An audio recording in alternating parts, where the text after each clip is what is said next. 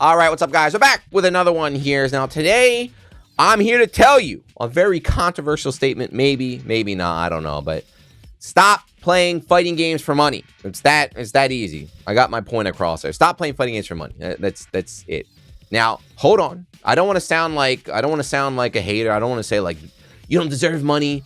You guys shouldn't have any money. But I'm just saying, don't make that your focus for playing fighting games. Now, I wish you could. I wish there was enough. I wish the FTC was big enough that there's money all around. Like everybody could win a tournament, be set for life. Multi-million-dollar prizes. Everybody involved, gets a cut. But it's not like that. It's not like that. So why am I talking about this? Well, recently, I'm not going to talk about it, but there has been a little bit of drama in America involving Matt Cherino and a certain OG gamer involved with maybe some money went missing from the prizes. I don't know. Check out Ernesto. Check out Button Check for all the details. He's got all the details there. Check it out. But that led to a lot of discussion about money, prize pools, players, money, all this, blah, blah, blah, blah. And I made a tweet as a joke. I am joking. This tweet is a joke. Please, I do not agree with this. I'm just joking. I said, Japan has the right idea. Just remove all prize pools from the FTC events and there won't be any problems, right? So that was my joke tweet. I thought people would be like, oh, okay, good joke. But I got a couple comments that made me a bit worried, and that's why we're going to talk about here. So what am I talking about? What are these comments? Here's one. I'm just going to go through a couple. This is just a couple here. So here's the first one. It says, let us imagine a scene where no prizes are awarded for winning an event you had to drive 4 hours to. 30 minutes later, if you don't know, out of business. If you don't know this is the meme from Simpsons, but out of business. So this person is saying, if you got rid of cash prizes, FTC would be dead in 30 minutes. Okay. Now, this person here, there's too much expense to play international or national, don't you think? It's very expensive, right? It is expensive. He's not wrong. It's expensive to travel to these tournaments to play. So he's suggesting the money will cover that. This guy, that would kill the FGC competitively. So the competitive FGC would be dead as we know it without prize pools, okay? And then here's another one. Bro, flights and hotels ain't cheap at all. Okay, so they all made points that traveling's expensive. Competing is expensive. The players should get paid for that. And, they're not wrong. Traveling is very expensive. Attending tournaments is very expensive. Paying the hotel and the flight and all that. I know it's expensive. I agree. It's super expensive. But you're not gonna make that money by playing in the tournament. You should not be focusing on winning the tournament to cover your expenses, right? That's a super wild strategy that you have. And then also, it's not realistic at all. So here's just a number. This is last Evo, and Evo 2002 had 8,049 players. That's small.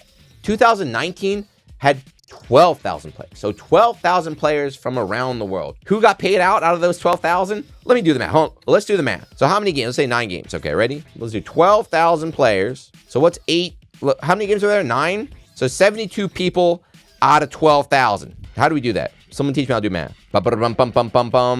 The amount of people, the percentage of people that got paid out.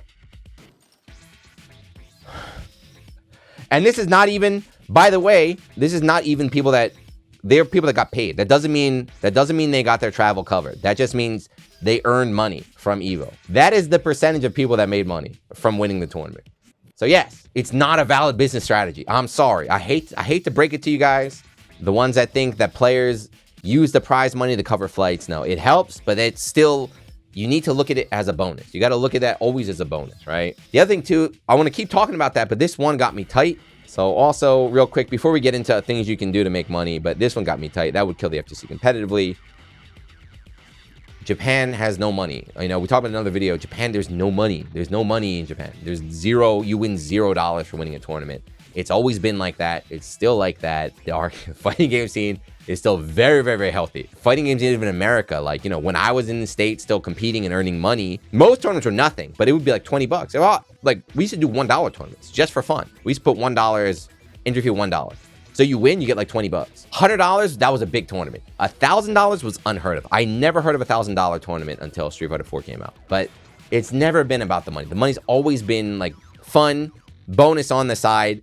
If that's your focus for playing fighting games, you're doing it wrong. The thing is too, the players know that. If you're one of those people that is making top 8 Evo, you understand that's not where the money is at. But I want, these dudes to understand. There's no money. There's no money. You should not want to get good at fighting games for money. Now, I'm not saying don't try to make money from fighting games, but there's other things you can do. Play fighting games because you like them. But if you do want to try and do other things, you can't just focus on winning a tournament. That's great. Try to win a tournament. But what am I doing right now? YouTube? You can make YouTube. Build a YouTube channel.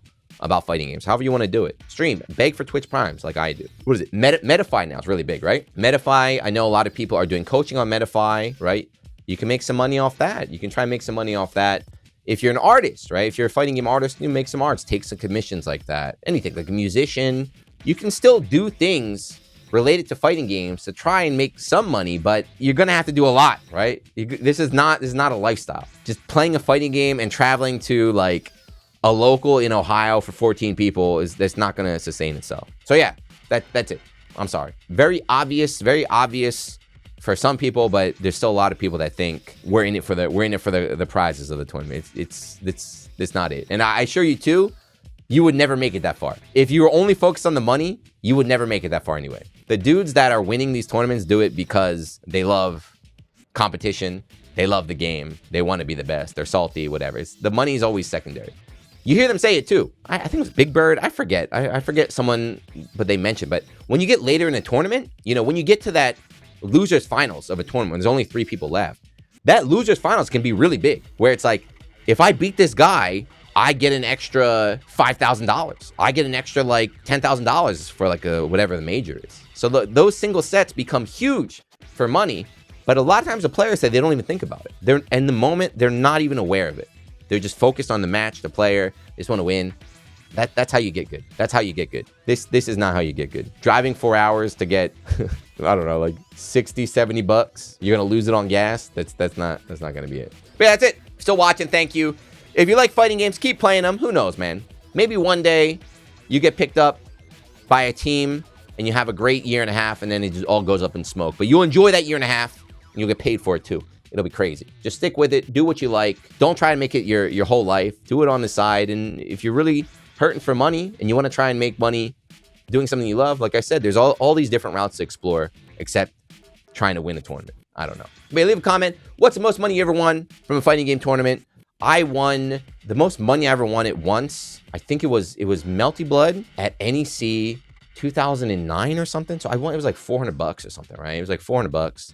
And I lost it instantly. We went up to the hotel room. We played CeeLo, the dice game. I blew it all in like 3 rolls. And hey, I had a good time. I got a memory now. It was worth it. It was worth it. It was worth it. I don't regret it. I don't regret it at all. See? The shorts are still there with me. But anyway, if you're still watching, thank you. Leave a comment, and I'll see you in the next one. Peace.